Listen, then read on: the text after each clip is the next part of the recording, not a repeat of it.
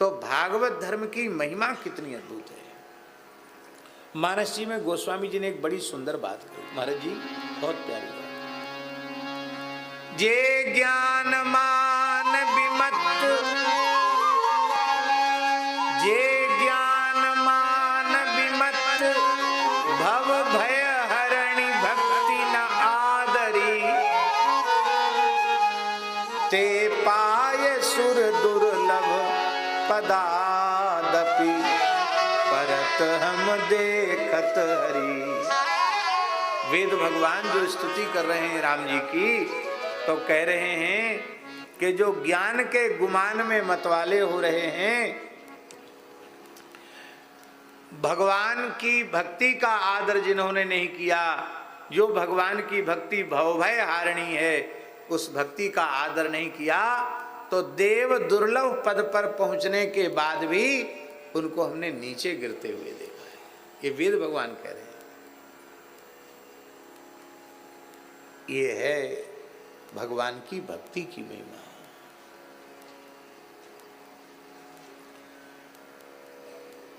बंदरिया को बच्चा जो होए ना, बाकी जुम्मेवारी होए कि मैया को कस के पकड़ के रखे,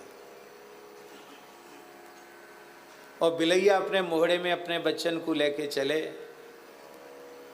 तो बच्चन की जिम्मेवारी नहीं होए, बिलैया की जिम्मेवारी होए कि वो जहाँ तक ले जाना चाहे वहाँ तक अपने बच्चों को लेके पहुँचे।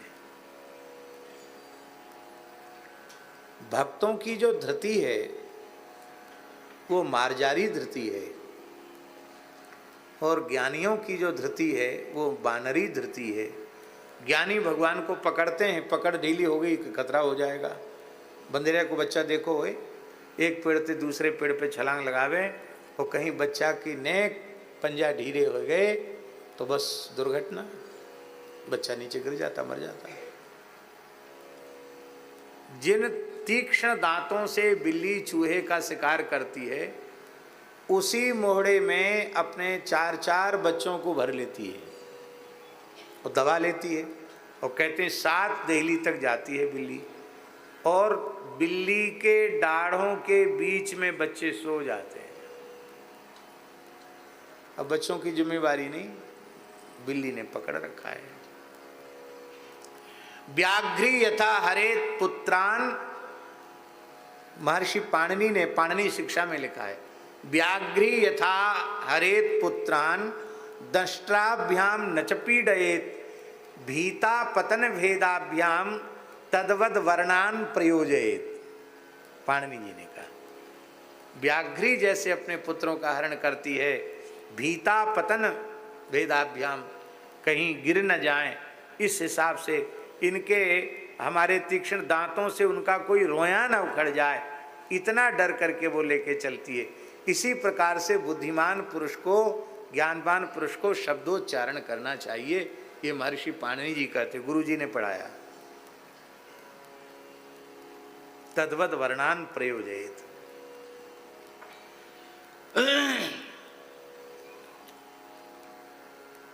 भागवत धर्म की महिमा नारद जी ने अपने चरित्र के माध्यम से समझाई।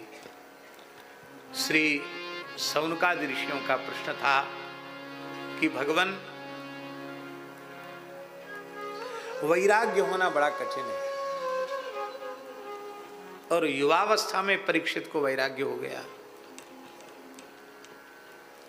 बड़े बड़े राजा महाराजा जिस समृद्धि को देखकर लालायित होते थे, अरे कहाँ तक कहें इंद्रादि देवता भी उनके ऐश्वर्य को देखकर लालायित होते थे, उस ऐश्वर्य को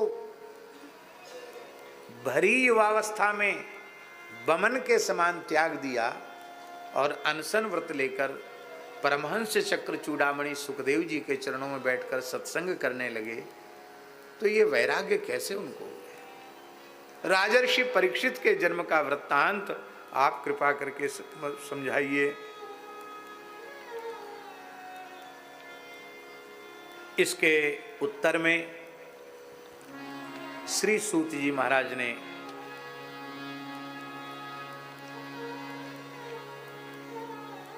महाभारत के कतिपय प्रसंगों का स्मरण किया। गर्भ में परीक्षित की रक्षा भगवान ने किस प्रकार से की, उस चरित्र का वर्णन किया। देखो, अनन्याश्रय ही प्रपत्ति है और अनन्याश्रय ही प्रेम लक्षणा भक्ति है, एकांतिक भक्ति। परमैकांती भक्त जो होते हैं वो भगवान को छोड़कर दूसरे किसी का आश्रय नहीं लेते, क्योंकि शरणागति की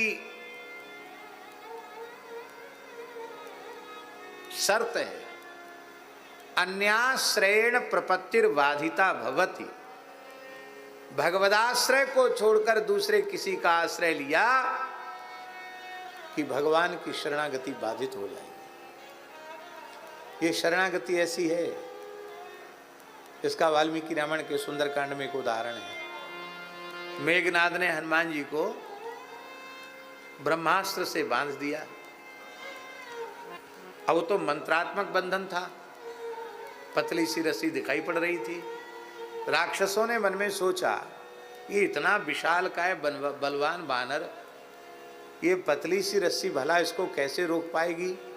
ये तो पता नहीं क्यों ये बानर ऐसे निश्चेष्ट होकर के पड़ा हुआ है, तो मोटा रस्सा ला करके बांध दिया जाए। तो सन वलकल का मोटा रस्सा ला करके राक्षसों ने हनुमान जी को बांधा, और हनुमान जी को जैसे मोटे रस्से से बांधा, ब्रह्मास्त्र अंतर्धान हो गया। क्योंकि ब्रह्मास्त्र किसी दूसरे अस्त्र का बंधन सहन करता नहीं, वो अंतर्धान हो गया। वैसे तो कठिन था हनुमान जी का छूटना, मंत्रात्मक बंधन था। तब धिक्कारा है, मेघनाद ने कहा कि अरे मूर्खो, तुमने हमारे सब किए कराए पे पानी फेर दिया। क्यों? उस मंत्रात्मक बंधन को ये बानर नहीं तोड़ सकता था, किंतु ये मोटा रस्सा जिसको तुम सोच रहे उसको तोड़ना कठिन है, ये तो चटपट टूटेगा। और ऐसे ही हुआ। तो जैसे ब्रह्मास्त्र दूसरे बंधन को सहन नहीं करता, ऐसी शरणागति अन्याश्रय को सहन नहीं करती। और एक बड़ी विलक्षण बात है, पांडवों में सब भगवान के भक्त हैं। पांचों पांडव भक्त हैं। द्रौपदी परम भक्ता है। पांडवों से अधिक भक्त है द्रौपदी। पांडवों में जितनी भक्ति है उससे ज्यादा भक्ति द्रौपदी में।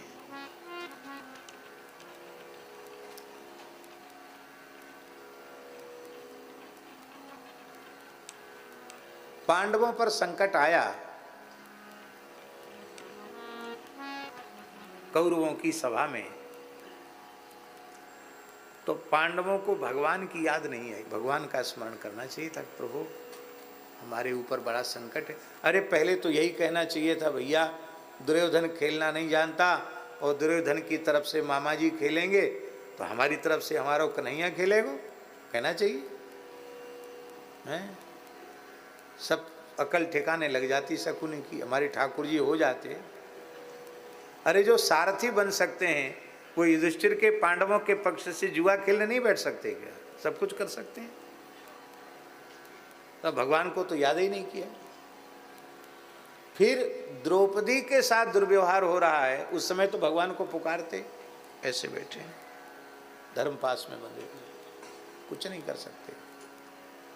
और द्रौपदी ने पहले बड़े बूढ़ों की ओर देखा कि जिस सभा में गुरु द्रोणाचार्य बैठे हों, कुलगुरु कृपाचार्य बैठे हों, पितामह भीष्म बैठे हों, उस सभा में मेरे साथ कोई अन्याय नहीं हो सकता।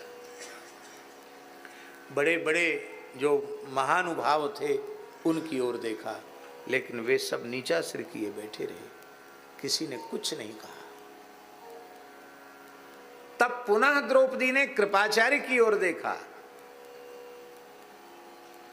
ये भाव दाक्षिणात्याचार्य श्री पराशर भट्टाचार्य जी का है कि पुनः द्रौपदी ने कृपाचार्य जी की ओर देखा। क्यों देखा? बोले आप अपने नाम के अर्थ को तो विचार कर ले, आपके नाम में ही कृपा शब्द जुड़ा हुआ है। आप कृपा नहीं करोगे तो कौन कृपा करेगा? आप कृपा करो। जब चित्त निर्मल होता है तो लंबे चौड़े व्याख्यान देने की आवश्यकता नहीं पड़ती, संकेत में ज्ञान हो जाता है। द्रौपदी का चित्र गुरुजी इतना निर्मल है कि कृपाचार्य बोले नहीं, ऐसी एक उंगली उठाई। जो तू अनेकों की ओर द्रौपदी देख रही है, यही तेरे संकट का कारण है। तू एक श्री कृष्ण को पुकार। तब द्वारिकावासी श्री कृष्ण को जब द्रौपदी ने पुकारा है, ठाकुर जी वहीं थे, कहीं गए नहीं थे, क्योंकि वे तो सर्वगत सर्वरूप सर्वमय हैं। पर द्रौपदी ने द्वारिका नाथ कहकर पुकारा, तो द्रौपदी की वाणी को सत्य करने के लिए भगवान वहां से द्वारिका गए और फिर आए। इसमें थोड़ी सी देरी हो गई। भगवान ने वस्त्रावतार ग्रहण किया, भगवान ने वस्त्रावतार ग्रहण कर लिया। द्रौपदी का भगवत विश्वास पांडवों से अधिक है, इसलिए द्रौपदी श्रेष्ठ वक्ता है। इसके आगे भैया जी दुर्वासा जी को भेज दिया दुर्योधन ने सिखा पढ़ा के 10,000 शिष्यों के साथ। तब जाना जब पांडव भोजन कर चुके हों। फिर अक्षय पात्र में सामर्थ्य नहीं थी और सबको न्योता कर दिया युधिष्ठिर ने। दुर्वासा जी भी शिष्यों सहित, ये कामबन की घटना है। बोले हम जमुना स्नान करके आ रहे हैं, संध्या करके आ रहे हैं, फिर भोजन करेंगे। युधिष्ठिर ने कहा द्रौपदी तैयार है? बोले महाराज बटलोई धो मांझ के रख दिए, कुछ नहीं। बोले ब्राह्मण की क्रोध की अग्नि में जल के भस्म होने की अपेक्षा जीवित अग्नि में जल जाना ठीक है। भीमसेन अर्जुन सूखी लकड़ी इकट्ठी करो और हम जीवित ही जल जाएंगे अग्नि में, उनके आने के पहले। ब्राह्मण के कोप की अग्नि में न जलना पड़े। तो द्रौपदी हंसने लगी, कहा यहाँ प्राणों पर संकट है, तुम हंस रही हो? तो द्रौपदी ने कहा कि तुम हर समय चूक जाते हो। जिस समय मेरे ऊपर संकट आया उस समय भी तुमने ठाकुर जी को याद नहीं किया, और अब संकट आया तो अब मरने के लिए तैयार हो, ठाकुर जी की याद नहीं कर रहे हो। श्री कृष्ण कहूं गए हैं क्या? श्री कृष्ण कहीं चले गए हैं क्या? युधिष्ठिर ने कहा देवी हम भाग्यशाली हैं, तुम्हारी जैसी भक्ता पत्नी हमें प्राप्त हुई।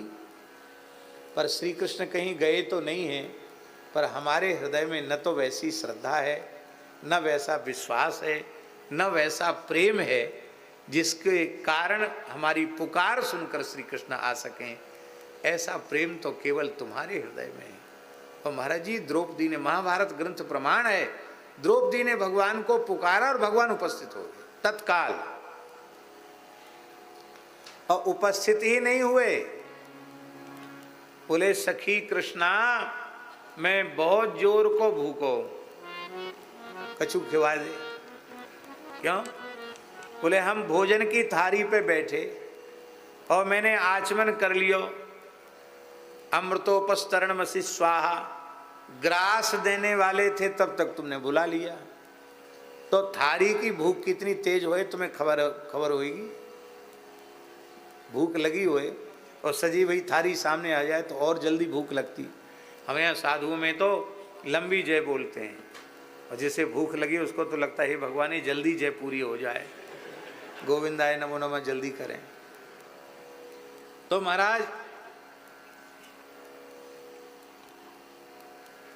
ठाकुर जी ने कहा मैं बहुत जोर का भूखा हूं। बोले खाने के लिए नहीं बुलाया, खिलाने के लिए बुलाया है। आपके गुरु महाराज 10,000 चेलों को लेके बैठे हैं, अभी आने वाले हैं थोड़ी देर में, उनकी व्यवस्था करने के लिए आपको बुलाया है, खाने के लिए थोड़ी बुलाया आपको। भगवान बोले पहले मेरे तो पेट में कछु पहुंचे। द्रौपदी रो पड़ी कि यह जीवन का कैसा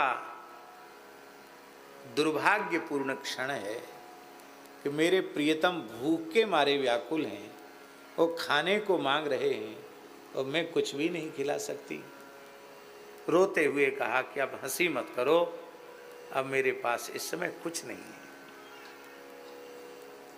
हे केशव केवल तुम्हारा आश्रय है और मेरे पास कुछ नहीं है।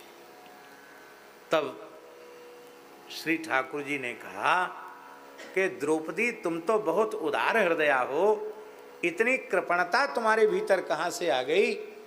पूरे ब्रह्मांड को तृप्त करने की सामर्थ्य तुम्हारे पास है, और तुम मुझे नहीं खिला सकती हो? लाओ अक्षय पात्र लाओ, बटलोई लाओ। बटलोई भगवान के हाथ में दी गई। उसमें एक शाक का पत्ता लगा हुआ था। अब यहां गुरुजी एक विशेष बात है, अयोनिजा यज्ञाग्नि समुद्भवा द्रौपदी,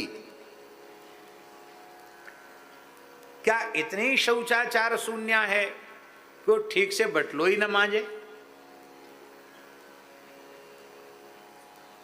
हमारे यहाँ तो पुराने संतों में खाकचौक वाले महाराज जी, पानी का दाग बर्तन में लगा रह जाए तो उसको सकरा मानते थे।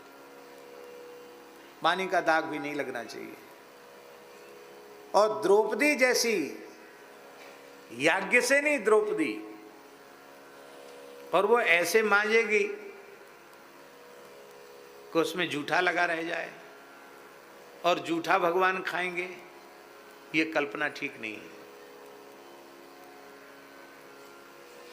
अरे जिनके संकल्प से अनंतानंत ब्रह्मांड प्रकट हो जाते हैं, क्या उन श्री कृष्ण के संकल्प से बटलोई में शाकपत्र प्रकट नहीं हो सकता? श्री कृष्ण लीला कर रहे हैं, उन्होंने संकल्प किया, बटलोई में शाकपत्र लगा था, ये उनके संकल्प से प्रकट हुआ। उस पत्र को हथेली पर रखा और अनेन विश्वात्मा तृप्यंताम कहकर जैसे ही पाया और थोड़ा जल पिया कि महाराज पूरे ब्रह्मांड के चींटी से लेकर ब्रह्मा जी तक के पेट फूल गए, सबका पेट भर गया। और महाराज जी दुर्वासा जी की 10,000 शिष्यों के सहित ये हालत हो गई, उनके श्वास लेना मुश्किल पड़ गया। इतना ऐसे लगा जिसने ठूस कर किसी ने यहाँ तक भर दिया हो। हमारे यहाँ कहते हैं ना कि चतुर्वेदी जी ने इतना ज़्यादा खा लिया, पंगत में जीम लिया, इतने अधिक गुलाब जामुन खा लिए कि उनको खटिया पर लेकर आना पड़ा।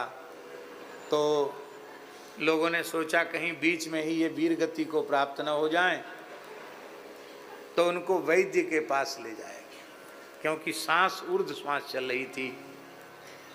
तो वैद्य ने कहा कि कोई बात नहीं चौबे जी, अभी तुरंत इलाज करता हूँ, ये चूरन घोल करके एक घूंट पी लो, पत्थर भी खाया हुआ होगा तो हजम हो जाएगा। तो चौबे जी ने कहा कि अरे मूर्खाधिराज, इतने चूरन की जगह पेट में होती तो एक गुलाब जामुन और खा लेते, इतनी जगह है कहाँ जो हम कुछ खा सकें। तो जैसी उनकी हालत भई ना, ऐसी ही हालत उससे भी गई बीती हालत दुर्वासा जी की और उनके चेलों की हो गई। बोले गुरुजी हुआ क्या? अभी तो कड़ाके की भूख लग रही थी, अब तो यहाँ तक अन्न भर गया, क्या बात है? बोले अब बात कुछ नहीं है, 10 दिशाओं में भाग जाओ। क्यों? एक अम्बरीश भक्त से टकराने से तो हमारी क्या हालत हुई, चक्र से हमारी पीठ जल गई है, देख लो काले काले दाग पड़े हुए हैं। और 5 पांडव हैं, सबके सब भक्त हैं, द्रौपदी परम भक्ता है, ये सब श्री कृष्ण की लीला है, तुम लोग भाग जाओ। सब चेले गुरु जी को छोड़ के भाग गए। और भगवान ने भीमसेन अर्जुन को सिखा पढ़ा के भेजा। बोले जाओ उनको कहो महाराज 1-2 की रसोई हो तो कोई बात नहीं है, 10,000 संतों की रसोई और इस बेकार चली जाए, वो कहेंगे अब हम खा ही नहीं सकते, बिल्कुल खा नहीं सकते, एक कण नहीं खा सकते। बोले महाराज अब आप बताओ, हमारी तो श्रद्धा है, कुछ ना कुछ तो खाना पड़ेगा। तो कहेंगे देखो हम प्रसाद पाते तो कुछ ना कुछ तुम्हें आशीर्वाद देते, तो अच्छा वरदान मांग लो, आशीर्वाद मांग लो। तो भगवान ने पहले से सिखा के भेजा था, तुम जाके कहना कि जो हमसे अकारण दिन रात जलते हैं और द्वेष करते हैं उनका समूल नाश हो जाए, ऐसा वरदान मांग लेना। तो कौरव अकारण जलते हैं, उनके समूल नाश का वरदान मांग लिया।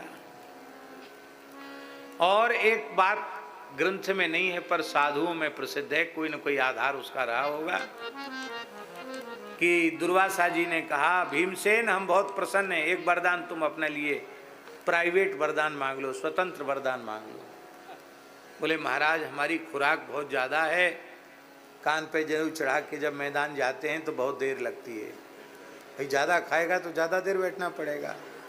तो हमारा विचार है कि प्रसाद पाने की सेवा तो हम यथावत रखेंगे, पर डोललाल जाने की सेवा मामा शकुनी के पास चली जाए। तब से कहावत है, खाएं भीम हगें शकुनी। तो जब कभी भीमसेन को मौज आती मन में कि मामा जी को थोड़ा सा मजा चखाना चाहिए, तो 10-20 सेर लाल मिर्ची का पाउडर घोर के पी जाते। बोलो वृंदावन बिहारी। जिसका विश्वास दृढ़ है वही श्रेष्ठ भक्त है। कुंती भी परम भक्ता हैं, द्रौपदी परम भक्ता हैं, पांडव परम भक्त हैं, पर गुरुजी कुंती का भगवत विश्वास बहुत अधिक है, पांडवों से भी अधिक है, पर कुंती से भी अधिक भगवत विश्वास द्रौपदी का है। और एक जो बात हम कहने जा रहे हैं, द्रौपदी से भी अधिक भगवत विश्वास उत्तरा का है।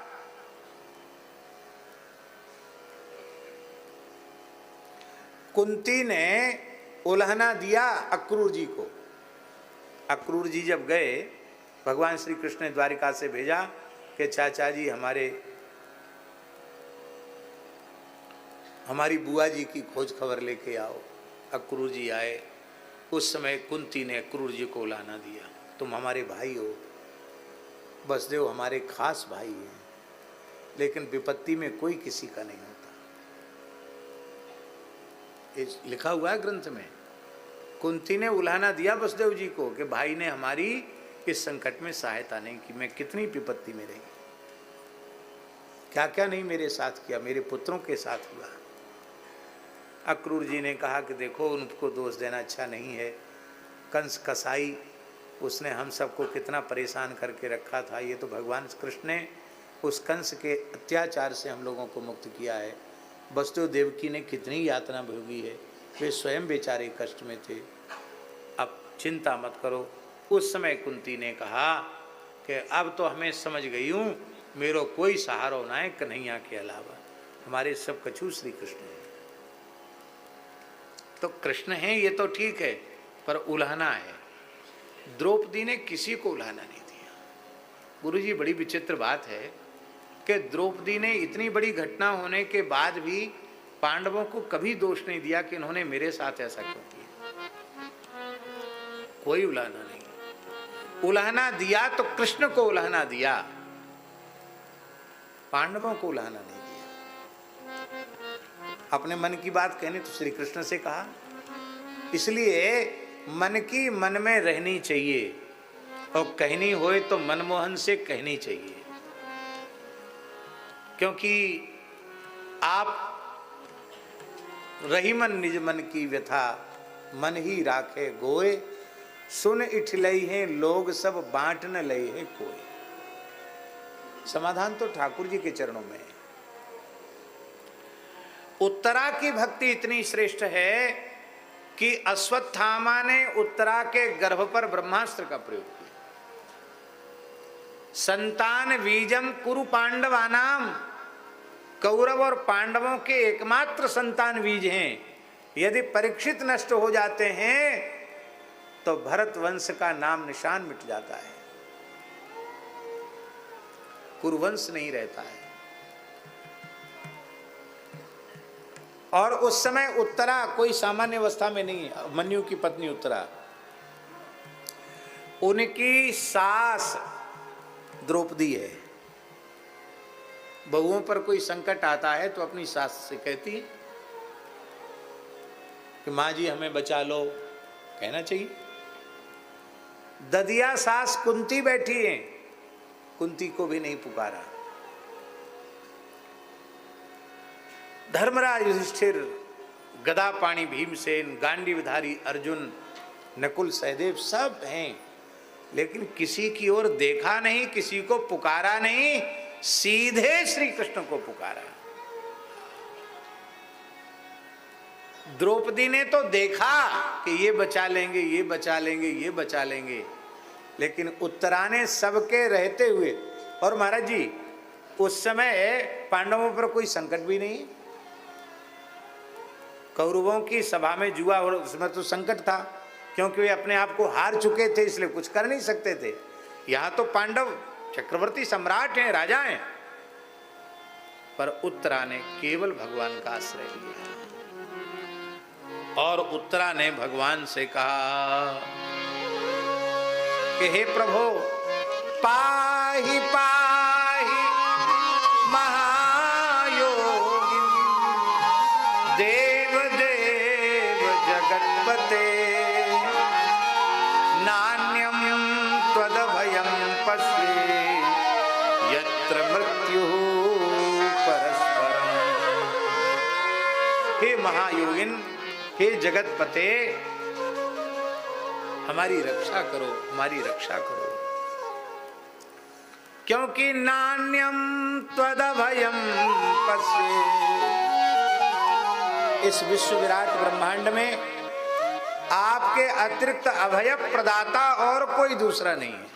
अभयदान देने में आप ही समर्थ हैं,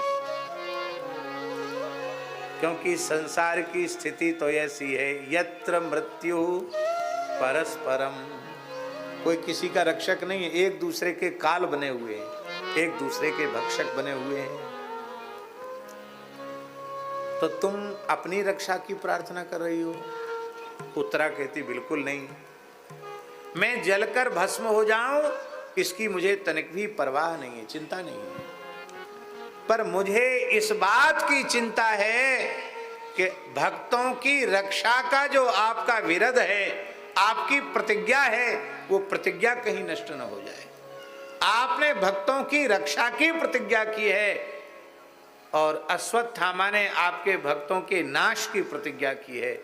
हम ये नहीं चाहते हैं कि आपसे जो विमुख है उसका संकल्प सत्य हो जाए, आपकी प्रतिज्ञा सत्य होनी चाहिए। ये ब्रह्मास्त्र मुझे जलाकर भस्म कर दे, मुझे परवाह नहीं है, लेकिन पांडवों का वंश बीज सुरक्षित रह जाए, ये नष्ट न हो जाए। और भगवान ने उत्तरा के गर्भ में प्रवेश किया।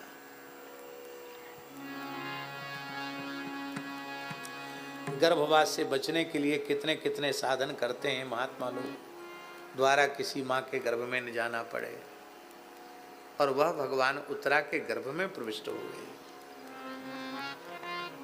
परीक्षित की रक्षा करने के लिए।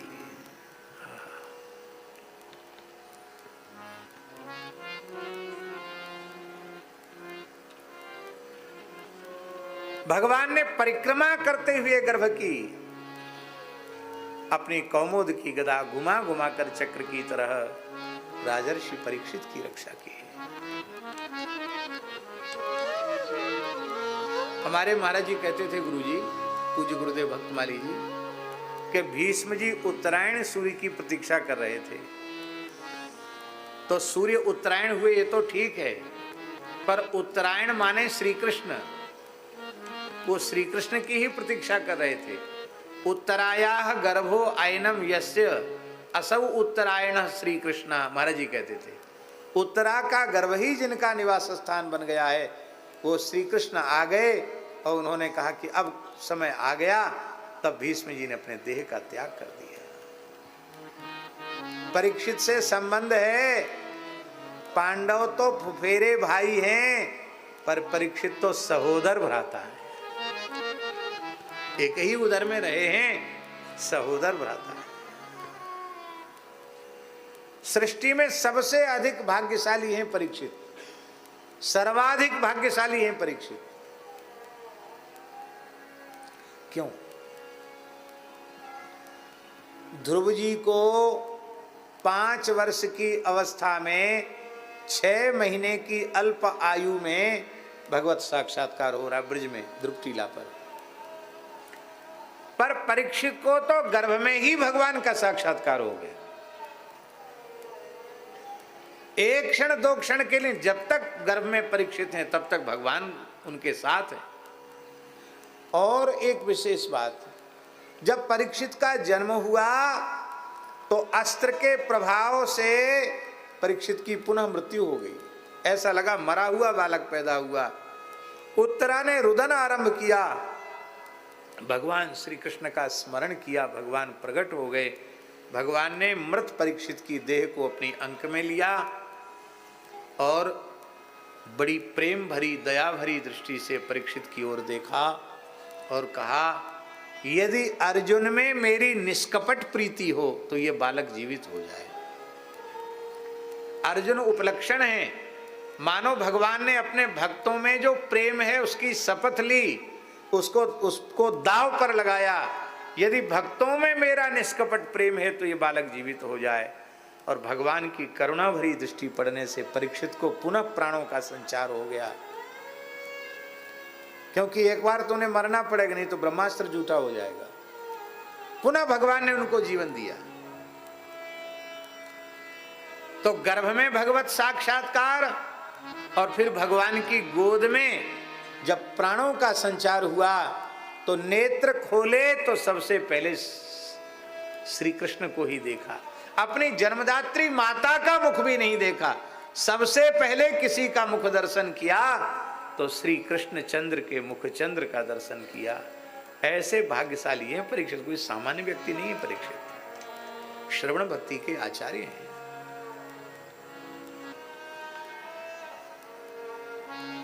भगवान ने कहा, परीक्षित की रक्षा हो गई, हमारा काम हो गया, अब चलें हम द्वारिका। भगवान द्वारिका के लिए तैयार हो गए, रथ पर विराजमान हो गए। भगवान चलने ही वाले हैं। कुंती के कान में खबर पड़ी कि श्री कृष्ण द्वारिका जा रहे हैं। अत्यंत व्याकुल हृदय से कुंती दौड़ी हुई भगवान श्री कृष्ण के सामने आकर खड़ी हो गई, रथ के सामने आकर खड़ी हो गई। प्रयाणा विमुखम कृष्णम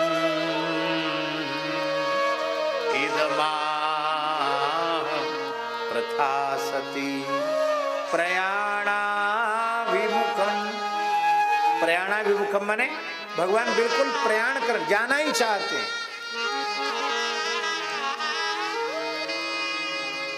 कुंती ने कहा, कृष्ण मेरी बात सुनकर के तब जाओ। रो रही है कुंती। भगवान श्री कृष्ण रथ से नीचे उतरा, कहा, बुआ जी अब क्या काम बाकी रह गया, अब क्यों रो रही हो? बोले, कछु पूछो मत, हमें अपने मन की सबरी बात कर लेने दो। जो कछु मैं कह वो चाह रही हूं, आप धैर्यपूर्वक सुन लो। ये भागवत की सबसे पहली स्तुति है, कुंती स्तुति, बड़ी प्यारी स्तुति है। श्री कृष्ण गोविंद हरे मुरारे, हे नाथ नारायण वासुदेव। श्री कृष्ण गोविंद हरे मुरारे, हे नाथ नारायण वासुदेव। श्री कृष्ण गोविंद हरे मुरारे,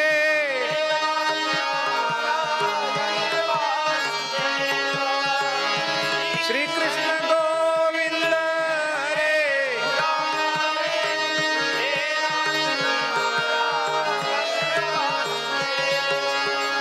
हे नाथ नारायण वासुदेव, हे नाथ नारायण वासुदेव, हे नाथ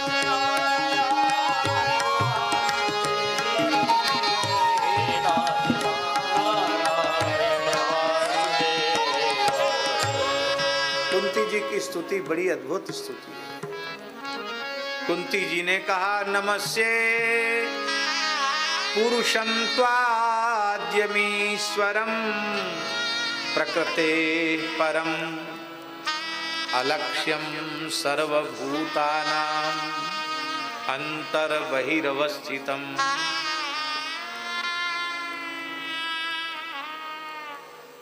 हे प्रभु, हे परम पुरुष श्री कृष्ण, मैं आपके चरणों में प्रणाम करती हूँ। भगवान ने कहा, बुआ जी है कहा गए तो आप मेरी बुआ, मैं आपको भतीजो, मैं आपके चरणन में झुक के प्रणाम करूं और आप हमें आशीर्वाद दो। आज उल्टी गंगा कैसे बह रही हो? कुंती कहती हैं पुरुषम, वस्तुतः सृष्टि में पुरुष एकमात्र आप ही है। इसलिए परब्रह्म का स्तवन वेद में जिन मंत्रों से किया गया है उसे पुरुष सूक्त कहा जाता है। क्या कहा जाता? पुरुष सूक्त। पुरुष माने क्या होता है श्रीकांत जी? पुरुष माने होता है इस पुरी में जो अंतर्यामी रूप से शयन करे, उसका नाम है पुरुष। इसलिए पुरुष शब्द का अर्थ ही सर्वांतर्यामी श्री कृष्ण है। सभी शरीरों में वही विद्यमान है। हे भगवान, आप ईश्वर हैं। ईश्वर माने आप सर्वेश्वर हैं। और प्रकृते परम, आप प्रकृति से परे हैं, प्रकृति के अधीश्वर हैं। और प्रभु केवल आप जीवों के भीतर नहीं हैं, बाहर भी आप हैं। अलक्ष्यम सर्वभूतानां अंतर बहिरवस्थितम, आप सभी प्राणियों के भीतर हैं और सभी प्राणियों के बाहर हैं। तब प्रश्न उठा कि दिखाई क्यों नहीं पड़ते? अलक्ष्य क्यों हैं? अनुभूति का विषय क्यों नहीं बनते? बोले अनुभूति का विषय इसलिए नहीं बनते कि माया जवनिकाच्छन्नम अज्ञाधोक्षजमव्ययम् न लक्ष्य से मूढ़दृशा नटो नाट्यधरो यथा। आपने अपने आप को माया के पर्दे में छिपा रखा है। जैसे कठपुतली का नाच नचाने वाला सूत्रधार सूत अपनी उंगलियों में पुरो लेता है धागे और स्वयं पर्दे के पीछे छिपकर बैठता है और उंगली हिलाता है, और दर्शक लोग अनुभव करते हैं कि कठपुतली हंस रही है, नाच रही है, रोए रही है, गाए रही है। वस्तुतः वो तो लकड़ी की पुतलिका, वो न हंस सके, न गाए सके, न रोए सके, न चल सके, न नाच सके, न बोल सके। क्रिया भी सूत्रधार कर रहा है और बोल भी वही रहा है। ऐसी हे प्रभु, आप सूत्रधार हैं और ब्रह्मा, सामान्य प्राणी से लेकर ब्रह्मा जी तक सब आपके हाथ की कठपुतली है।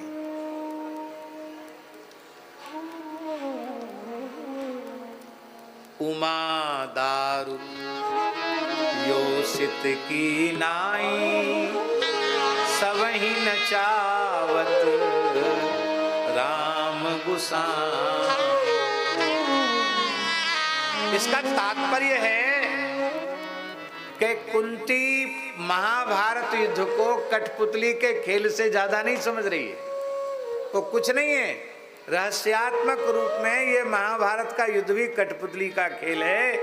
कन्हैया, सबके सूत्र तो आपकी उंगलियों में हैं, आप जो लीला करो सो थोड़ी है। आहा, हे भगवान, आपने अवतार क्यों लिया? क्या आपने असुरों के संहार के लिए अवतार लिया? कहते आपके संकल्प से महाप्रलय हो जाता है, तो असुरों के संहार के लिए आपको अवतार लेना आवश्यक नहीं। आपने धर्म स्थापन के लिए अवतार लिया, धर्म संस्थापनार्थाय संभवामि युगे युगे। बोले नहीं, आपके संकल्प से धर्म स्थापन हो जाएगा। तारा रो रही थी, कौन सी राम जी ने उसे गीता सुनाई? तारा विकल देखी रघुराया, दीन ज्ञान हर लीनी माया। गीता तो नहीं सुनाई, केवल राम जी ने मन में संकल्प किया कि तारा के अज्ञान को मैं हर लूं, और ज्ञान दे दिया, सब छूट गया, रोना धोना। धर्म की स्थापना भी इनके संकल्प से हो जाएगी। ब्रह्मा जी को अपने हृदय के संकल्प से ही तो वेदों का ज्ञान देते हैं। फिर आपके अवतार का प्रयोजन क्या है? बहुत प्यारी बात है। तथा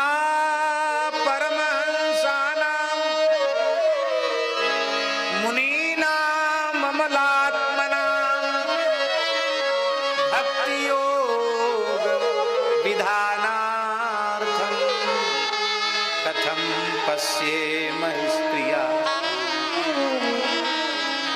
हे नाथ, अमलात्मा विमलात्मा मननशील परमहंस महात्माओं को भक्ति योग प्रदान करने के लिए आपने अवतार लिया।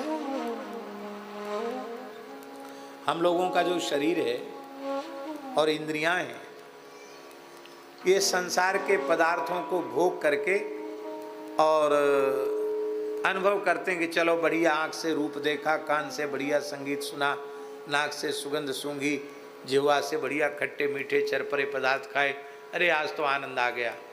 कृतार्थता का अनुभव करते हैं, यद्यपि वो कृतार्थता का अनुभव नहीं है, पर फिर भी हम लोग करते हैं कि नहीं करते हैं?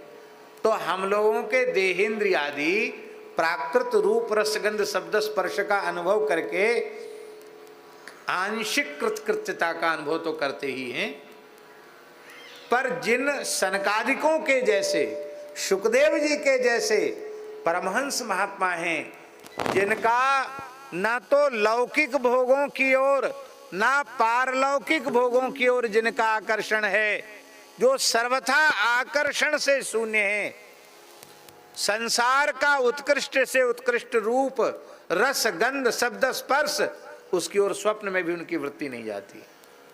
ब्रह्मलोक तक भोगों से वैराग्य हो चुका है उनको। अब ऐसे जो तत्वज्ञानी महात्मा हैं, उनको शरीर लेने का क्या फल मिला? संसार के भोग में तो उनकी इंद्रियां जा नहीं रही हैं, पारलोक के भोगों का आकर्षण नहीं है, तो उनका शरीर तो बेकार हो गया कि नहीं हो गया? तो उन परमहंस महात्माओं के देहेंद्रिय आदि को सफल बनाने के लिए आपने अवतार लिया है। श्री नारद सुख सनकादि भी आंख भर के आपको देखें, आपकी मीठी मृतक जियावनी वाणी को कानों से सुने, आपके दिव्य श्रीअंग की चरण कमल की मकरंद सुगंध का आग्रहण करें, आपके मधुराति मधुर नाम के माधुर्य का अनुभव करें। राम नाम लड्डू, गोपाल नाम खीर, हरि को नाम मिश्री, आए घोर घोर पी, हमारे साधुओं में कहावत। इसलिए संतों का आहार ही हरि नाम है, यही मीठा है, बहुत मीठा है।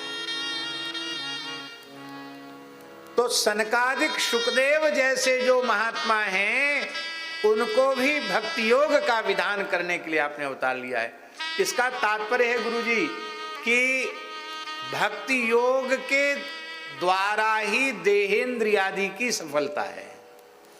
ज्ञानियों के देहेंद्रियादि का साफल्य भी भगवत भक्ति में है, भगवत प्रेम में है।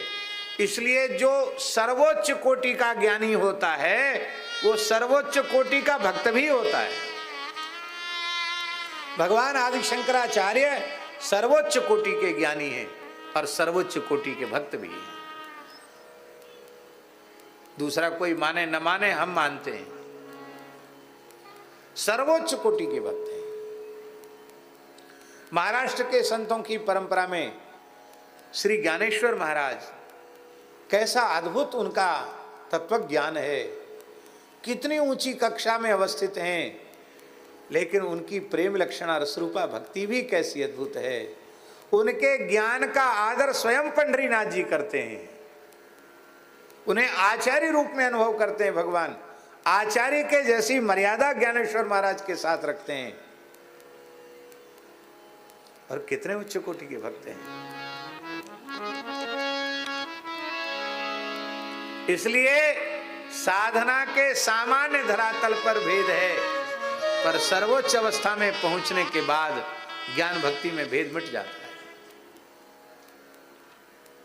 तो भक्ति की ऐसी महिमा है कि ज्ञान योगियों के देहेंद्रियादि का साफल्य भी भगवान की भक्ति में है। तो उनको भक्ति योग का विधान करने के लिए भगवान प्रभु आपने अवतार लिया है। और भगवान, मैं तो सामान्य स्त्री हूं, मैं आपके स्वरूप का कैसे अनुभव करूं, कैसे समझूं? और कुंती कहती, हमको ज़्यादा समझने की आवश्यकता भी नहीं है, क्योंकि मैं जितना समझ चुकी हूं उतना ही मेरे लिए पर्याप्त है। तो ठाकुर जी ने कहा कि बुआ जी आप कहाँ समझ चुकी हैं, हम बताए तो जो कम से कम, कि आपने हमें कहाँ समझो। कुंती कह रही है कृष्णाय वासुदेवाय देवकी नंदनाय नंद गोप कुमाराय गोविंदाय नमो नमः। मैं तो केवल इतना जानती हूँ कि हमारे यदुकुल के कुलगुरु गर्गाचार्य जी ने आपको नाम कृष्ण रखे हो, आप हमारे कृष्ण हैं, कृष्णाय नमः। ये आपका पहला परिचय है। दूसरा परिचय, आप हमारे खास भतीजे हैं, हमारे भैया वसुदेव हैं, उनके आप लाला हैं, वासुदेवाय, आप वासुदेव हैं। और तीसरा परिचय है, आप हमारी भाभी के गोद के खिलौना हैं, देवकी नंदनाय च। पर ये परिचय भी कुछ बहिरंग है।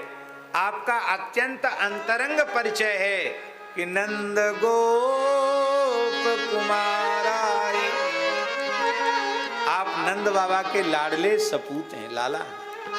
गोविंदाय नमो नमः, आप गोविंद हैं, आपको प्रणाम है। आहा, हमारे महाराज जी एक बड़ी प्यारी बात झाजी कहते थे, गोविंद क्यों कहा कुंती ने? तो गाह विंदती थी गोविंद। तो कुंती मानो ये कह रही हैं कि प्रभु, ये जो आपके भक्तों के विरोधी विमुख हैं ना, ये तो कसाई के जैसे हैं और मैं बूढ़ी गाय के जैसी हूं।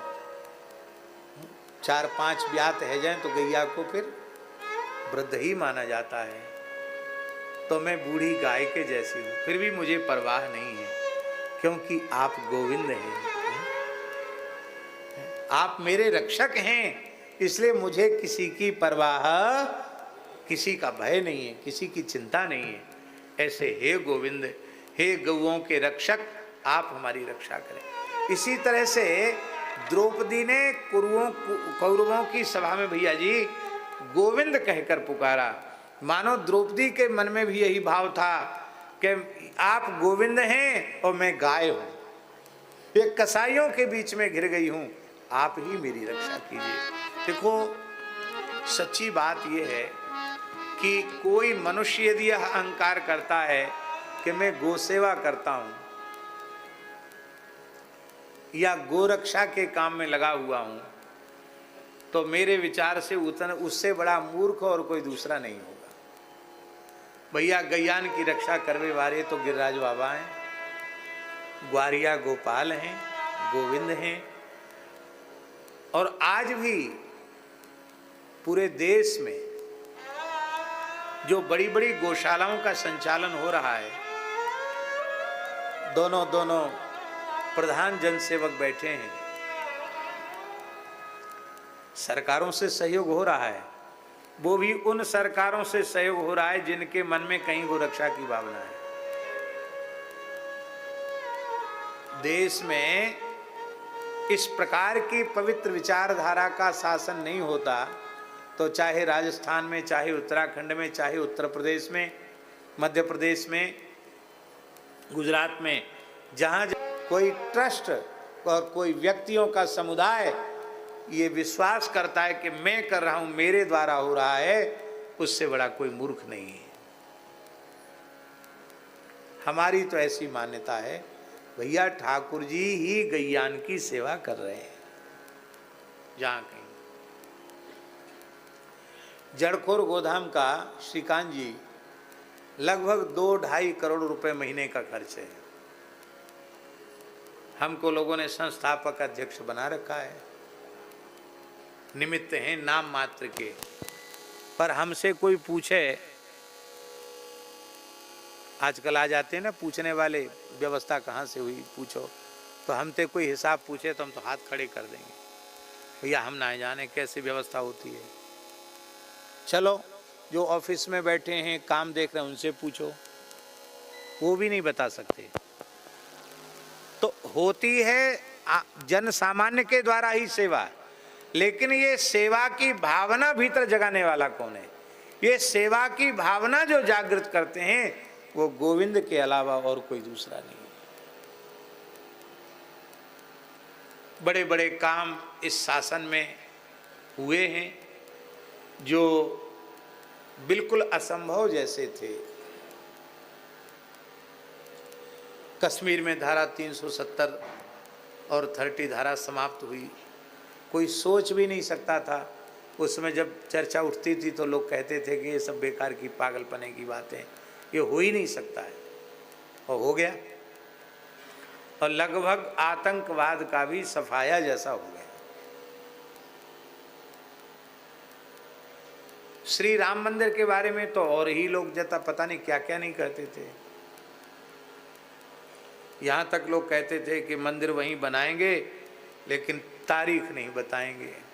तारीख भी आ गई, उद्घाटन भी हो गया, और आज पूरे विश्व का आकर्षण रामलला के दर्शन में बना हुआ है।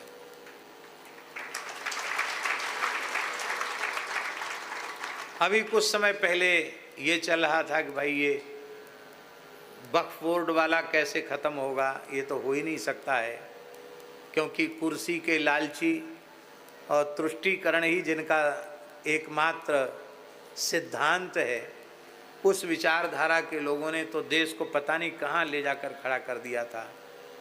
और लोग कहते थे कि ये तो जानबूझकर सरकार में न रहने के डोल कर रहे हैं, वो प्रस्ताव गिर जाएगा और सरकार गिर जाएगी, फिर पता नहीं क्या होगा।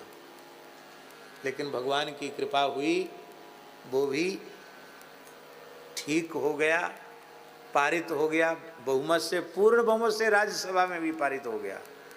और इतना ही नहीं, इतनी बड़ी संख्या उत्तर प्रदेश में है, लेकिन गोरक्ष पीठाधीश्वर योगी बाबा बैठे हैं, किसी ने चू नहीं किया। मध्य प्रदेश में भी किसी ने चू नहीं किया, महाराष्ट्र में भी कुछ नहीं, गुजरात में भी कुछ नहीं। हाँ, पश्चिम बंगाल में उपद्रव हो रहा है। ये तो होगा, कब तक होगा? तब तक रहेगा उपद्रव जब तक भारतीय जनता पार्टी की सरकार बंगाल की धरती पर पूर्ण बहुमत से नहीं आ जाती। हम यहाँ कोई वोट मांगने नहीं बैठे हैं, लेकिन ये बात हम कह रहे हैं, राष्ट्र के हित का चिंतन करते हुए बात कह रहे हैं कि आजकल सोशल मीडिया में बात कहीं से कहीं तक पहुंच जाती है। बंगाल की धरती से जिनका संबंध जुड़ा है, बंगाल के जो नागरिक हैं, जिनका आरडी ईमानदारी से बंगाल का बना हुआ है, पश्चिम बंगाल का, उन सबको चुनाव के समय पूर्ण संगठित होकर के और मतदान करना चाहिए। बंगाल को बचाने के लिए मतदान करना चाहिए।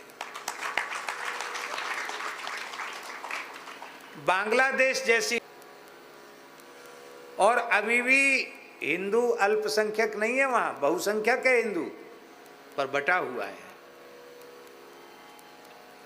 इसलिए बंगाल में जो भी लोग हैं हिंदू सनातनी विचारधारा के, उनके मतों का पूर्ण ध्रुवीकरण होना चाहिए और उस सत्ता का सफाया होना चाहिए, और भारतीय जनता पार्टी की विचारधारा की सरकार पूर्ण परिपूर्ण बहुमत के साथ वहां आनी चाहिए, नहीं तो और अधिक उपद्रव वहां होगा।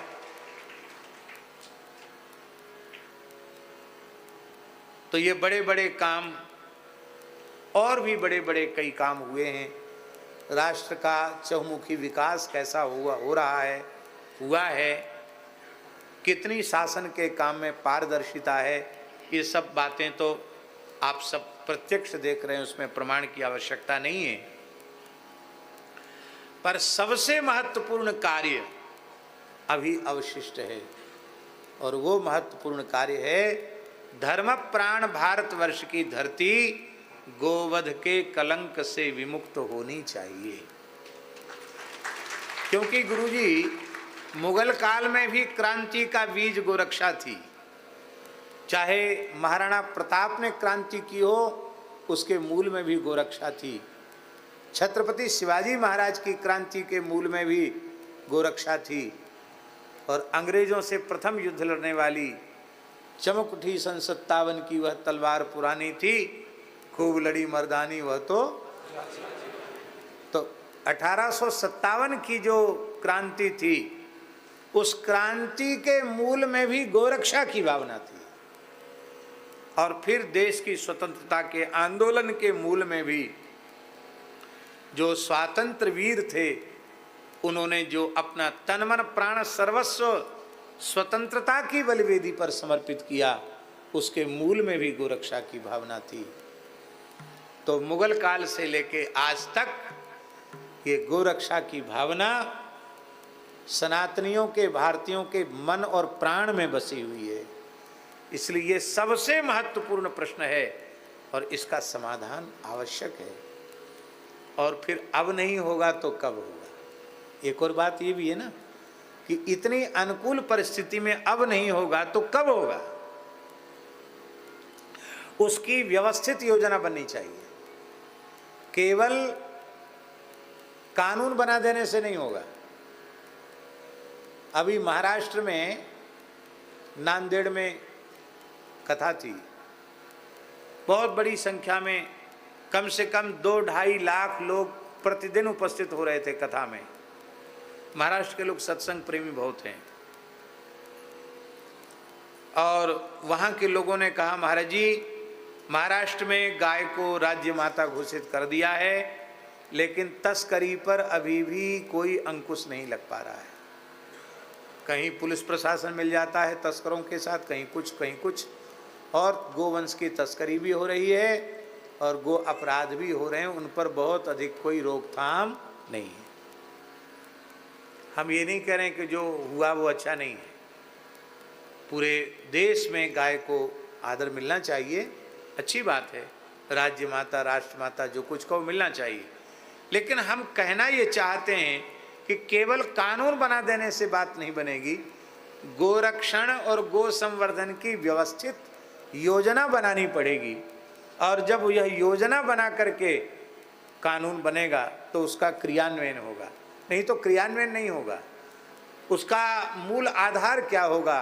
उसका मूल आधार होगा कि पूरे देश में गोवध के निषेध का कानून बनाने के साथ सरकारी तौर पर यह कटिबद्ध होकर प्रयास किया जाए कि हमारी शिक्षा पद्धति में गाय आए, प्राइमरी से लेकर स्नातक तक।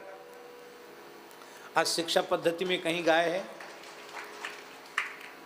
शिक्षा पद्धति में गाय नहीं। पढ़े लिखे आईएएस या पुलिस विभाग के अधिकारी पीएस बनते, एसपी वगैरह बनते हैं, उन बेचारों ने गाय के बारे में कभी पढ़ा ही नहीं, गाय के बारे में उनकी श्रद्धा नहीं, वो क्या करेंगे? इसलिए प्राथमिक पाठशाला से लेकर स्नातक तक और बच्चे की योग्यता के अनुसार गो विषयक शिक्षा उसको, गो आधारित शिक्षा, फिर गो आधारित चिकित्सा। चिकित्सा में गाय का कितना महत्वपूर्ण स्थान है। श्रीकांत जी, जिस समय कोरोना का काल था, उस समय लाखों लोगों के प्राण पंचगव्य ने बचाए हैं, गाय के गोमूत्र ने बचाए हैं, गो अर्क ने, अमृत अर्क ने कितने लोगों के प्राण बचाए हैं। गो आधारित चिकित्सा। और तीसरा उपाय है गो आधारित कृषि, गो कृषि, सात्विक अन्न, गो दुग्धान्न, गो दुग्ध का गव्य पदार्थों का प्रयोग हो और गाय के गोबर गोमूत्र के वैज्ञानिक पद्धति से किए गए प्रयोग से अन्न हो। अन्न उत्पादित करते हैं, उनके अन्न को सरकार अधिक राशि दे करके खरीदे तो किसानों में प्रोत्साहन होगा। भाई नर गोवंश है, लोग कहते नर गोवंश कहाँ जाएगा। नर गोवंश मान लो उसका हल में प्रयोग कम हो गया या बैलगाड़ी में प्रयोग नहीं हो रहा है, अनुपयोगी जैसा लग रहा है, लेकिन जब गो आधारित कृषि होगी तो गोबर गोमूत्र तो वो भी देगा कि नहीं देगा, उसका भी प्रयोग होगा कि नहीं होगा। और बड़े पैमाने पर वैज्ञानिकों का अनुसंधान करके नर गोवंश के द्वारा ऊर्जा का उत्पादन हो करके और एक बड़े पैमाने में काम हो सकता है। इच्छा शक्ति हो तो क्या नहीं हो सकता है। संसार में कोई भी वस्तु व्यक्ति पदार्थ अनुपयोगी नहीं है, सब उपयोगी है। योजकस तत्र दुर्लभः, योजक दुर्लभ है, कोई चीज व्यर्थ नहीं है भगवान की सृष्टि में। फिर वृषभ तो धर्म का स्वरूप है, वो व्यर्थ हो जाएगा तो धर्म ही नहीं रहेगा। इसलिए संपूर्ण गोवंश, चाहे नर गोवंश हो अथवा गाय हो, मादा गोवंश हो, वो अत्यंत उपयोगी। हम विश्वास रखते हैं कि भगवान इसी सरकार को यह श्रेय देंगे कि स्वतंत्र भारत में गोवध के कलंक से विमुक्त देश को हम लोग देखेंगे। और सच्ची बात बतावें तो श्री मलुकदास जी की जयंती चल रही है, हम लोग तो इसी आशा में जी रहे हैं कि हमारे जीवन काल में ये हो जाए तो सब हो गया, गोवध के कलंक से भारत की धरती मुक्त हो जाए।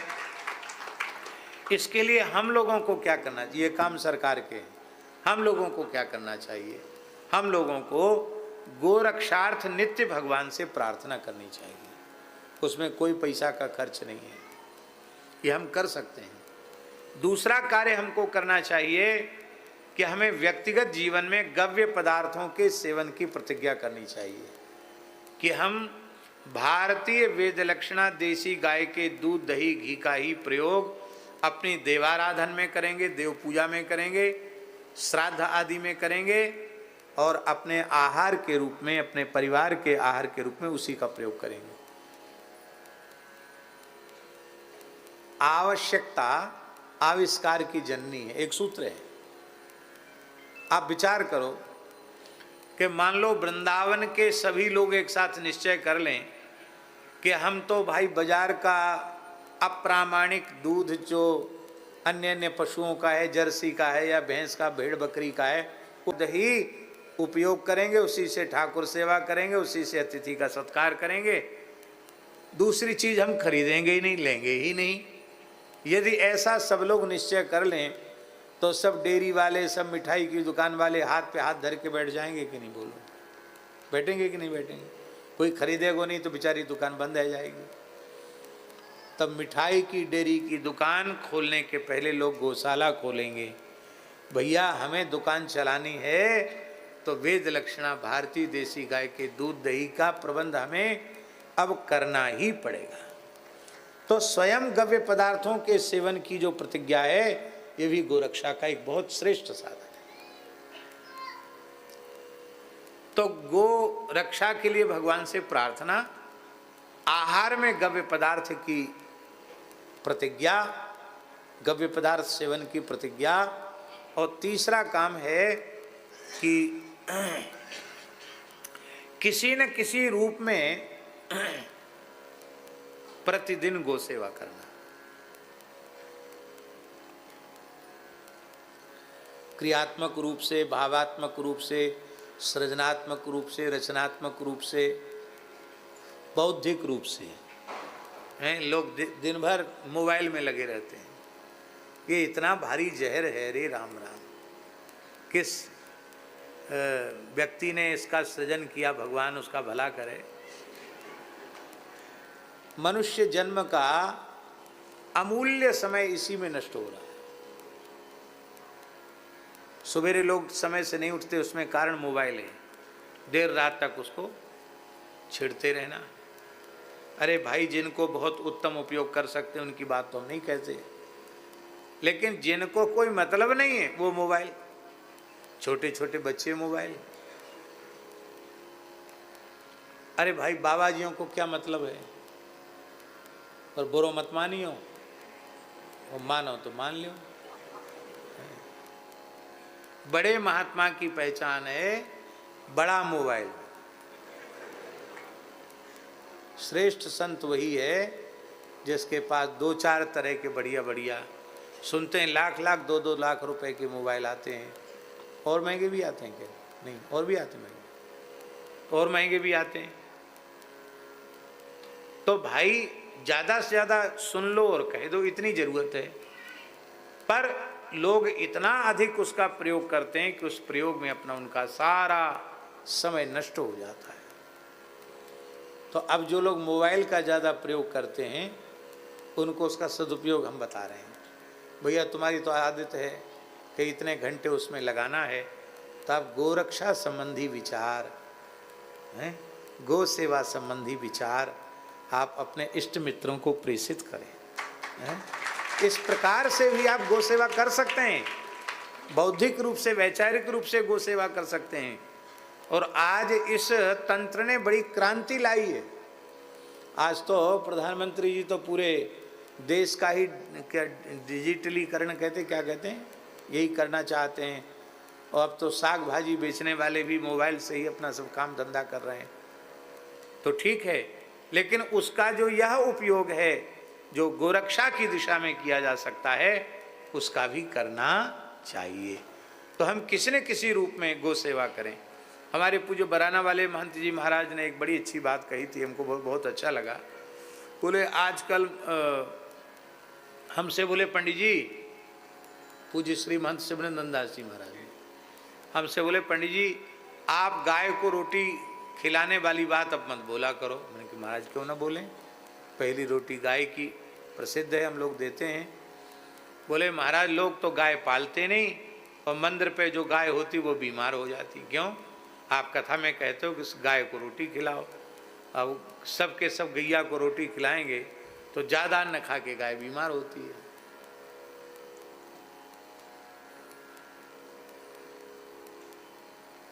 बीमार नहीं होती, कई बार तो गाय पधार जाती है, इतना अन्न लोग खिला देते हैं।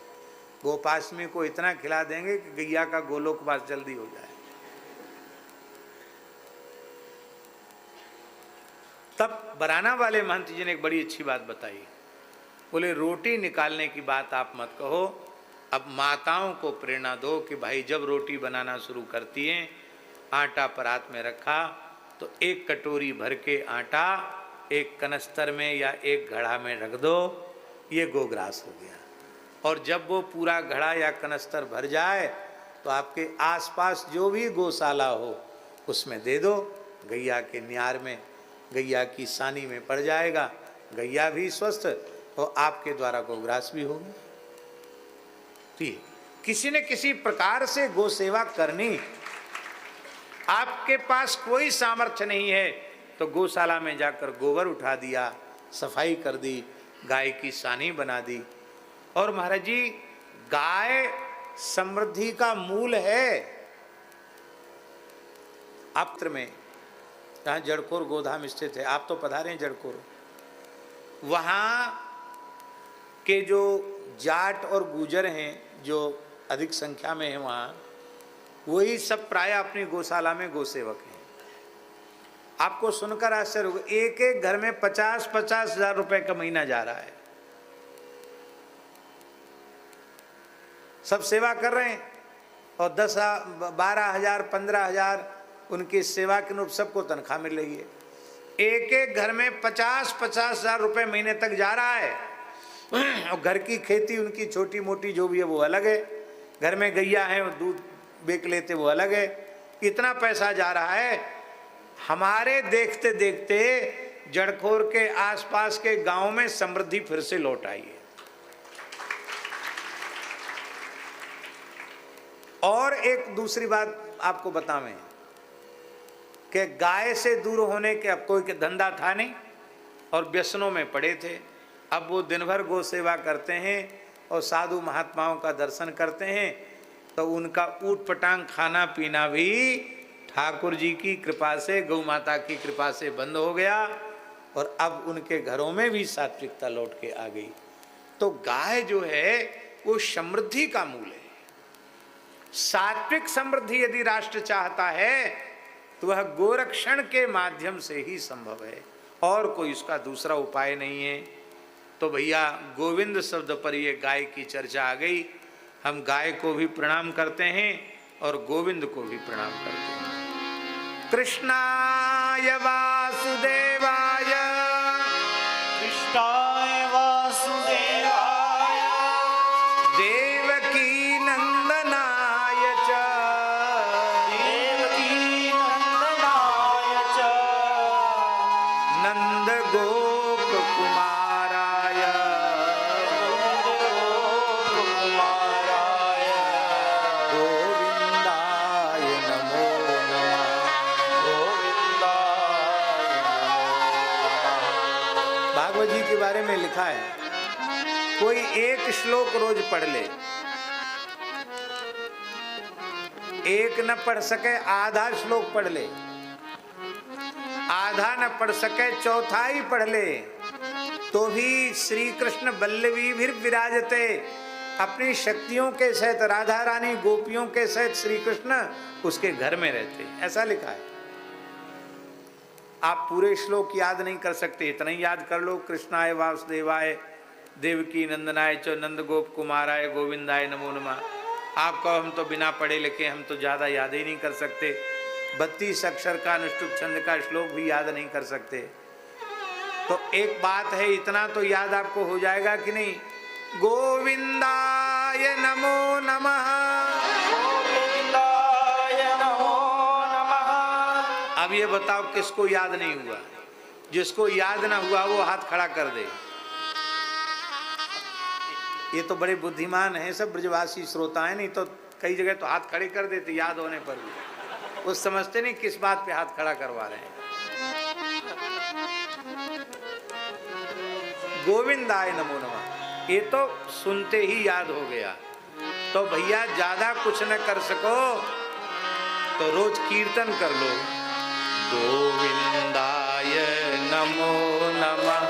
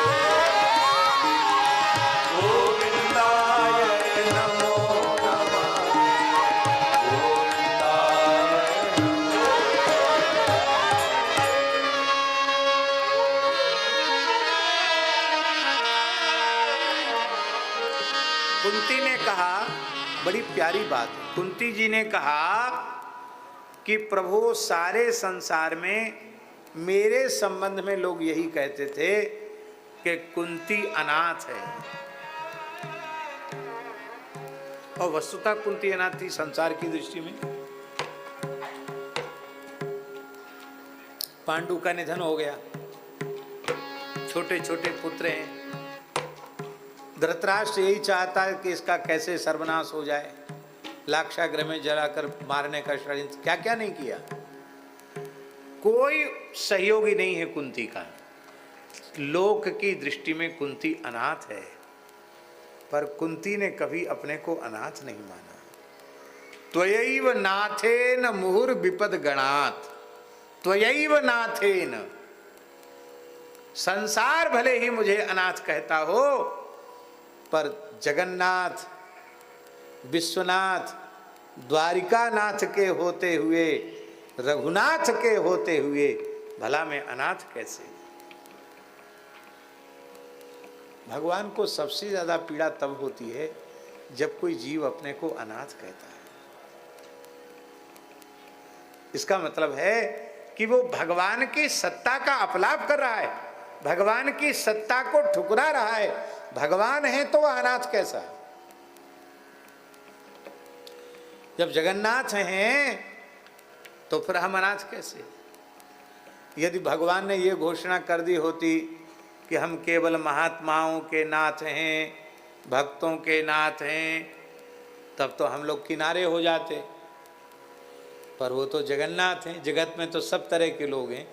हम बुरे से बुरे हैं तो भी हम ठाकुर जी के हैं, ठाकुर जी हमारे अच्छे हैं तो भी ठाकुर जी के। और हे प्रभु, मेरे इस विश्वास ने ही चमत्कार कर दिया। जिस कुंती को सब लोग अनाथ कहते थे, उस कुंती का 5 पुत्रों के सहित बाल बांका नहीं हुआ। कहां कहां विशाल महाग्ने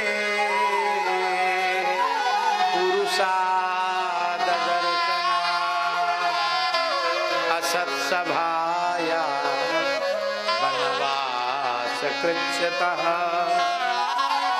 मृधे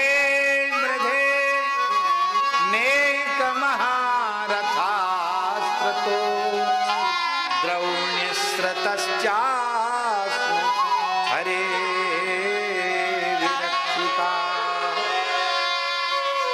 हे भगवान, मेरे पुत्र भीमसेन को विष दे दिया गया। उस समय मेरे पुत्र को बचाने वाला कौन था? आप थे। भीमसेन को जब विष दिया है, कालकूट नामक भयंकर विष दिया है, जिसको सूंघकर व्यक्ति मर जाए, और वो बड़ी मात्रा में पकवान मिष्ठान में मिलाकर भीमसेन को खिलाया गया। और भीमसेन मरे नहीं, बेहोश हो गए। तो उनको पत्थरों से बांधकर, रस्सियों से बांधकर गंगा जी में डाल दिया। तो ये चले आए, और भीमसेन, भगवान की इच्छा है, नहीं तो कोई ऐसे नागलोक में पहुंच जाएगा। भीमसेन नागलोक पहुंच गए। नागों ने उस बालक भीमसेन को डसा, तो विषस्य विषमौषधम, वो विष का प्रभाव डसने से खत्म हो गया। जैसे ही होश आया भीमसेन को, बड़े बड़े नागों को उठा उठा के पटकने लगे। नाग दौड़े दौड़े नागराज वासुकी के पास गए। बोले, भगवान महाराज रक्षा करो, एक बालक नागलोक का काल बन करके आया है, बड़े बड़े नागों को पटक पटक कर मार रहा है। नेत्र बंद किए वासुकी नाग ने, और उन्होंने कहा, अरे वो तो हमारा देवता है। बोलो भक्तवत्सल भगवान की। क्योंकि कुंती के पिता जो कुंती भोज हैं, वो मेरे परम मित्र, और मेरे मित्र की पुत्री होने के नाते कुंती मेरी बेटी है, और ये कुंती का पुत्र है तो मेरा देवता है। मैं नाना हूं और तुम सब मामा हो। भगवान जब कृपा करते हैं तो नागलोक में भी नाना मामा मिल जाते हैं। तो भांजे को आदर पूर्वक ला, भीमसेन को आदर पूर्वक लाया गया और गोद में बिठाया और कहा, बेटा मैं तुम्हारा नाना लगता हूँ, मुझे प्रणाम करो। भीमसेन ने कहा, आप हमारे नाना जी कब से हो गए? तो पूरी बात बताई, ऐसे हम तुम्हारे नाना हुए। तब भीमसेन ने वासुकी नाग के चरणों में प्रणाम किया, बहुत सत्कार किया, उबटन लगाकर स्नान कराया, और बोले, देखो हमारे नागलोक में 7 कुंड हैं अमृत के, इनको पी लेने से हजारों हाथियों का बल तुम्हें प्राप्त हो जाएगा। ये कुंड अक्षय हैं, पी जाने के बाद फिर भर जाते हैं। तो तुम जितना पी सको उतना पी लो। वो तो सोचते थे कि 10-5 किलो पिएगा, ज़्यादा पिएगा तो। पर भीमसेन 7 कुंड पी गए, एक बार में ही सफाचट सब पूरा पी गए। बोले भाई नाती हो तो ऐसा हो।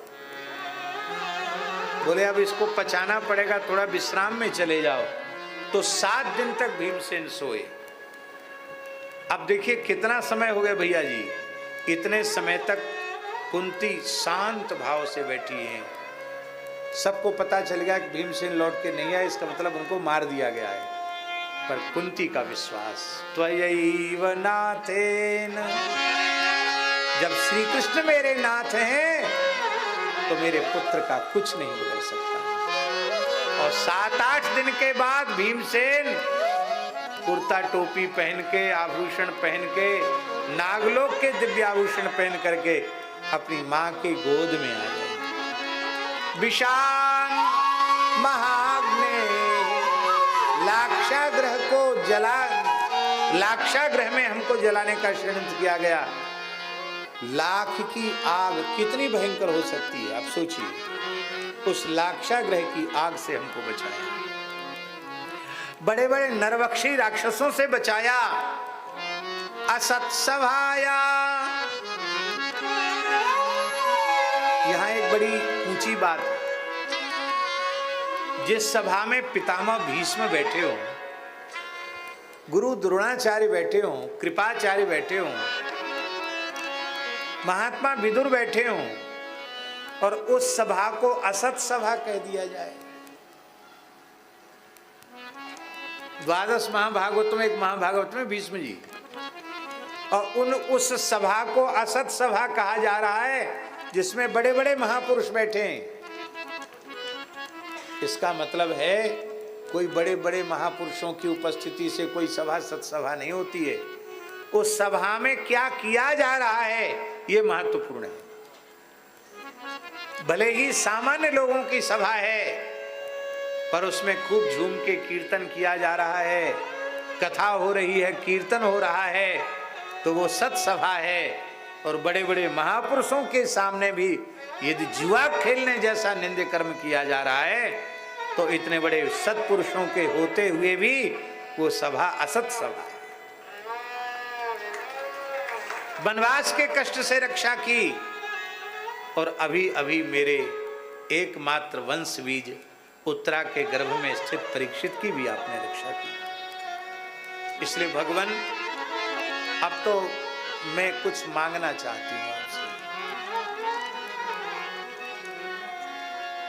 जिस समय कुंती ने कहा कि मैं कुछ चाहती हूं आपसे, तो संत मत है भैया जी कि देवता थर थर कांपने लगे। लोकपाल, दिक्पाल, इंद्रादि देवता थर थर कांपने लगे। वे मन में विचार करने लगे कि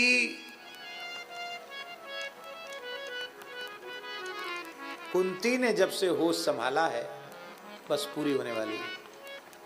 कुंती ने जब से होश संभाला है तब से इसे कष्ट ही कष्ट मिला है। कहीं ऐसा न हो कि संसार के कष्ट से पीड़ित होकर के कुंती अपने पुत्रों के लिए स्वर्गलोक का राज्य मांग ले, वरुण लोक का राज्य मांग ले। अरे और तो और ब्रह्मा जी सोचने लगे कहीं ब्रह्मलोक न मांग ले। पर धन्य है, धन्य है, धन्य है। कुंती की निष्काम भक्ति कितनी अद्भुत है, अनुपम है। कुंती ने जो मांगा आज तक किसी ने नहीं मांगा। कुंती क्या कहती है? विपदः सन्तु नः शश्वत् तत्र तत्र जगद्गुरो भवतो दर्शनम यत्स्याद पुनर्भव दर्शनम। यहाँ महाराज जी विपदा शब्द है, बहुवचन है, और संतु विपत्तियां हों और वह भी शाश्वत विपदा संतु, माने ऐसी विपत्ति नहीं जो आए और चली जाए, विपत्तियां हमारे ऊपर सदा बनी रहे, मैं विपत्तियों के भार से दबी रहूं।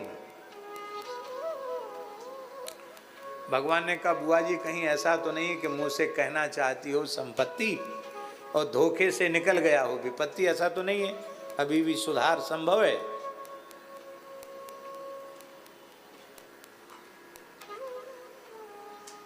तो बोले नहीं नहीं ये कोई भूल में नहीं मांग रहे, बहुत सोच समझ के मांग रहे। हे जगत गुरु विपदशंतु न सस्वत नह, नह का अर्थ क्या है? हाँ, ये और अकेले के लिए विपत्ति मांग रही सो नहीं, नह अस्माकम नह, हम सबके ऊपर विपत्ति ही बनी रहे। भगवान ने कहा लोग विपत्ति से तो घबराते हैं, कहते देखो अब हमें विपत्तियों में भी स्वाद आने लग गया है। हमको पहले बुखार बहुत आता था, तो एक हमारे मोहल्ले में वैद्य जी थे, उड़िया वैद्य जी, उड़िया बाबा ज्ञान गुदरी में, तो उनने कुछ दिन तो हमको दवाई दी, बाद में देखा कि ये तो ऐसा विचित्र है, इसको बुखार छोड़ता ही नहीं।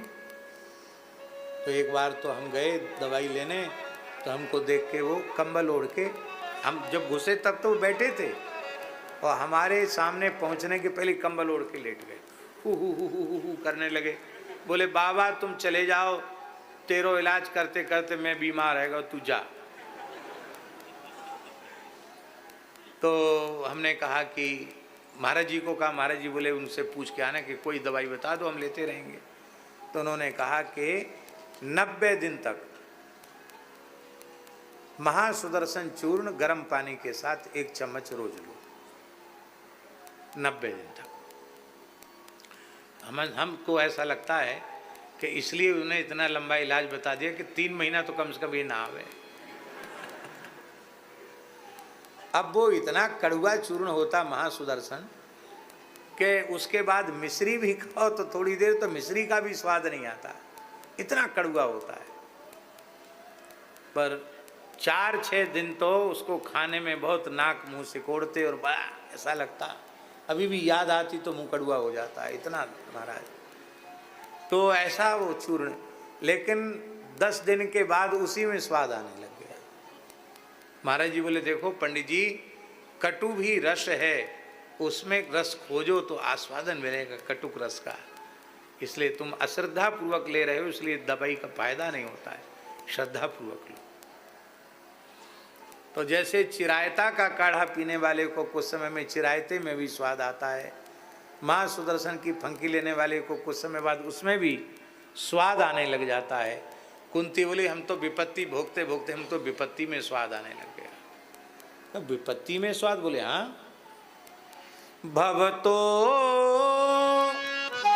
दर्शनम यत्स्यात्, ये विपत्तियां आपका दर्शन कराने वाली हैं। हमारे ऊपर विपत्ति न होती तो द्वारिका का ऐश्वर्य छोड़कर आप हमारे सामने न होते, और जब तक हमारे ऊपर विपत्ति थी तब तक आप सब छोड़ के यहीं खड़े थे। और जब हमारे पुत्र को राज्य मिल गया, हमारी विजय हो गई, सब संकट के बादल छट गए, आप कहते हमारो काम है गयो, अब तो बुआ जी हम द्वारिका जाएंगे। तो ऐसी संपत्ति चूल्हे भार में जाए, जाके आए वे सो आप हमसे दूर चले जाएं। भवतो दर्शनम यत्स्यात्, ये विपत्तियां आपका दर्शन कराने वाली हैं। भवतो दर्शनम यत्स्यात् अपुनर्भव दर्शनम, आपका दर्शन अपुनर्भव है, अर्थात आपका दर्शन करने वाले को जन्म मृत्यु के चक्र में पड़ना नहीं पड़ता। अब देखिए महाराज जी, इसमें लगता है कि कुंती विपत्ति मांग रही है, लेकिन कुंती विपत्ति नहीं मांग रही है। विपत्ति वस्तुतः विपत्ति है ही नहीं। संसार की कोई भी विपत्ति कब तक रहेगी? अरे तब तक रहेगी ना जब तक जीवन है, उसके बाद तो क्या रहेगी? मरे फिर गए, कौन कहाँ जाएगा भगवान जाने। रोग भी शरीर में कब तक रहेगा? जब शरीर ही सदा नहीं रहेगा तो रोग कब तक रहेगा? जब शरीर संसार ही अनित्य है तो शरीर संसार के संपर्क संबंध से प्राप्त होने वाली विपत्ति नित्य कैसे हो सकती है? संसार की विपत्ति विपत्ति नहीं है, सबसे बड़ी विपत्ति है तब विमुख अनेकों जन्म गए, अस्थावर जंगम रूप धरे, यह पुनरावृत्ति मिटा दीजिए, हे नंद किशोर दया सागर। ये बार बार पैदा होना, बार बार मरना, यही सबसे भारी विपत्ति है। और इस विपत्ति से छुटकारा आपके दर्शन से होता है। अच्छा भैया जी एक बात बताओ, भगवान के दर्शन से बड़ी कोई संपत्ति है क्या? इसका मतलब है कुंती भगवत दर्शन रूप संपत्ति मांग रही है और बार बार पैदा होना, बार बार मरना, जन्म मृत्यु के चक्र में पड़ना, इसको विपत्ति मान रही है। इस विपत्ति से छुटकारा और श्री कृष्ण के मुखचंद्र के दर्शन रूप संपत्ति की अभिलाषा कर रही है। और वस्तुतः यही वैष्णवों का धन है। आप लोग जगन्नाथपुरी गए? जगन्नाथ जी के पुजारी जी तो यही बैठे हैं बगल में, शर्मा जी के बिल्कुल बगल में बैठे हैं। जगन्नाथ जी के बिल्कुल पुजारी परिवार में से हैं ये, जगन्नाथपुरी के। वहाँ जगन्नाथ जी में एक भजन गाया जाता, वो पूरा नहीं बोलेंगे, थोड़ा सा बोलेंगे। ठाकुर भले विराजे जी